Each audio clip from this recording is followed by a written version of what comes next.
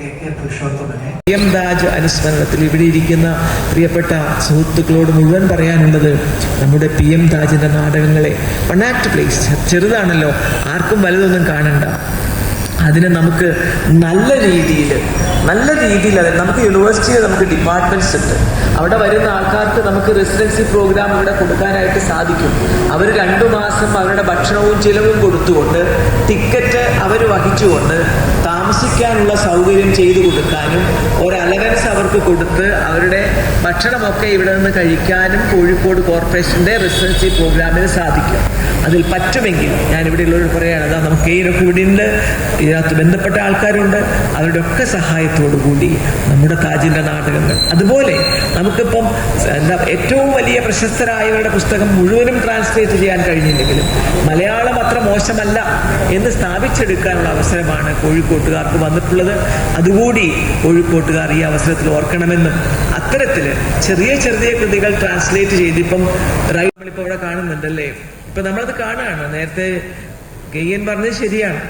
അന്ന് 70കളിലും 80കളിലും എഴുതിയതൊക്കെ ഈ 2025 നമ്മൾ കാണുകയാണ് ശരിക്ക് എങ്ങനെയാണ് കള്ളപ്രചരണത്തിലൂടെ, മനുഷ്യനെ കൺകെട്ട് വിദ്യയിലൂടെ, ജാലവിദ്യയിലൂടെ എല്ലാം മറക്കാൻ പ്രേരിപ്പിച്ചുകൊണ്ട് അവരെ അവരുടെ സമൂഹ ജീവിതത്തിൽ നിന്നും ഭൗതിക ജീവിതത്തിൽ നിന്നും പിടിച്ചു മാറ്റി അവരെ എവിടെയോ ഇല്ലാത്ത ഒരു വെർച്വൽ ലോകം അവിടേക്ക് മാറ്റി സ്ഥാപിച്ചുകൊണ്ട് ഇതൊന്നുമേ പ്രശ്നമല്ല, കിട്ടാൻ പോകുന്നതും വരാൻ പോകുന്നതും മാത്രമാണ് വലുത് എന്ന് പറഞ്ഞ് വിശ്വസിപ്പിച്ചുകൊണ്ട് പോകുന്ന ഒരു ലോകത്തില് അതൊക്കെ മുൻപേ കണ്ടവർ അവരാണ് കലാകാരന്മാർ.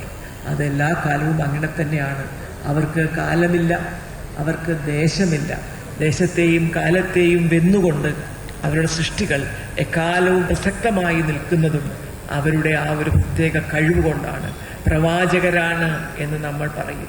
അവരെ പോലുള്ളവർക്ക് പ്രവചിക്കാൻ കഴിയാണ്. ശാസ്ത്രലോകത്തായാലും കലാലോകത്തായാലും വിമാനങ്ങളുടെ കണ്ടുപിടുത്തമായാലും അന്തർവാഹിനികളുടെ കണ്ടുപിടുത്തമായാലും അപ്പോളോ എന്ന ചന്ദ്രനിലേക്ക് പോയ പേടകമായാലും ഇതൊക്കെ ശാസ്ത്രമുണ്ടാക്കുന്നതിന് മുൻപേ ഇങ്ങനെ ഉണ്ടാവും എന്ന് പറയാനും അതിൻ്റെ ഡിസൈൻ പോലും വരച്ചു വെക്കാനും അതിൻ്റെ പേര് പോലും ഒരു നോവൽ എഴുത്തുകാരൻ വിഭാവനം ചെയ്ത രീതിയിലാണ് അത് കണ്ടുപിടിക്കുമ്പോൾ ആ പേര് കൊടുക്കുന്നത്. അതുകൊണ്ട് ശാസ്ത്രം കുറെ കഴിഞ്ഞ് എന്ത് നേടുമെന്ന് സാഹിത്യകാരൻ, ഞാൻ നേരത്തെ പറഞ്ഞ ദീർഘദർശിത്വമുള്ള സാഹിത്യകാർ, പ്രവാചകരായിട്ടുള്ളവർക്ക് ഇന്നേ കാണാൻ സാധിക്കുകയാണ്. അതുകൊണ്ടാണ് അവർ കാലത്തിനും ദേശത്തിനും അതീതരായി വർത്തിക്കുന്നത്. PM താജിന്റെ നാടകങ്ങൾ ഒരു പക്ഷേ നല്ല ഇംഗ്ലീഷ് ഭാഷകളിലേക്കും മറ്റ് യൂറോപ്യൻ ഭാഷകളിലേക്കും ഒക്കെ തർജ്ജമ ചെയ്തിരുന്നെങ്കിൽ എന്നിപ്പോൾ നമ്മൾ ആഗ്രഹിച്ചു പോവുകയാണ്. ഞാൻ പറഞ്ഞു പോകുന്നത് എൻ്റെയൊക്കെ ടേം അവസാനിക്കാനായെങ്കിലും അങ്ങനെയുള്ള അവസരങ്ങളൊക്കെ കോഴിക്കോട് നഗരത്തെ തേടിയെത്താനുള്ള അവസരമാണ് സാഹിത്യ നഗര പദവി. അത് വെറുതെ നമുക്ക് ഇങ്ങനെ പറയാനുള്ളതല്ല. നമ്മുടെ നല്ല നല്ല നാടകങ്ങൾ ലോകോത്തരങ്ങളായി മാറണമെങ്കിൽ അത് തർജ്ജമ ചെയ്ത് മറ്റു ഭാഷകളിലേക്ക് കൂടി പോകണം. നമ്മുടെ കുട്ടികൾ നാടകത്തെക്കുറിച്ച് റിസർച്ച് ചെയ്യുന്നവർ, നാടകം ജീവിതമാക്കി എടുത്തവരാണെങ്കിൽ അവർക്ക് നിശ്ചയമായും ഇത്തരം ഭാഷകളിലേക്ക്, ഒന്നുമില്ലെങ്കിൽ ഇംഗ്ലീഷ് ഭാഷയിലേക്ക് തർജ്ജമ പോയാൽ അവിടെ നിന്ന് മറ്റു യൂറോപ്യൻ നാടുകളിലേക്ക് അത് പോകുമായിരിക്കും. അതുകൊണ്ട് നമ്മൾ പലപ്പോഴും ഇംഗ്ലീഷിനെയും മറ്റു ഭാഷകളെയും ഇങ്ങോട്ട് ആവാഹിക്കുമ്പോൾ അതേ ഗൗരവത്തോടെയും അതിൻ്റെ തനിമ നഷ്ടപ്പെടാതെയും നമ്മുടെ സാഹിത്യ കൃതികളെ മറ്റു ഭാഷകളിൽ എത്തിക്കാൻ നമ്മളൊരു താല്പര്യം എടുക്കുന്നില്ല എന്നതും, അതിനു വേണ്ടിയുള്ള ഒരു അവസരം കിട്ടിയപ്പോൾ അത് ഉപയോഗിക്കുന്നില്ല എന്നുള്ള ഒരു കാര്യവും കൂടി എനിക്ക് വേദനയോടെ പറയാനുണ്ട്. കോഴിക്കോട് കോർപ്പറേഷൻ എല്ലാത്തിനും നേതൃത്വം നൽകും എന്നല്ല കേട്ടോ ഇതിൻ്റെയൊക്കെ അർത്ഥം. ഇത് ഈ നഗരമാണ് ഏറ്റെടുക്കുന്നത്. ആ നഗരത്തെ പ്രതിനിധാനം ചെയ്യുന്നു കോർപ്പറേഷൻ എന്ന് മാത്രം.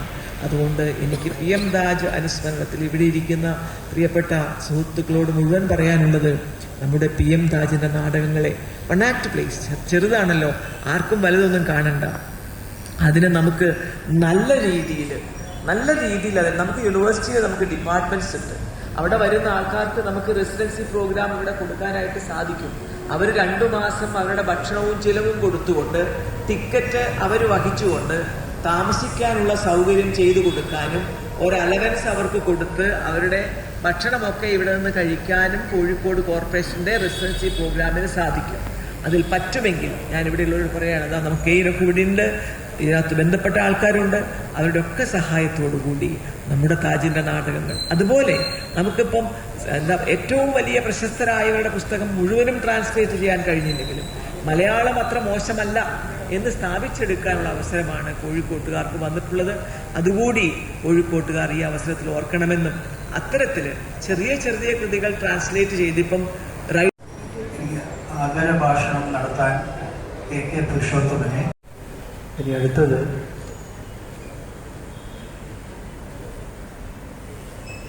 നാടകരംഗത്ത് പ്രത്യേകിച്ച്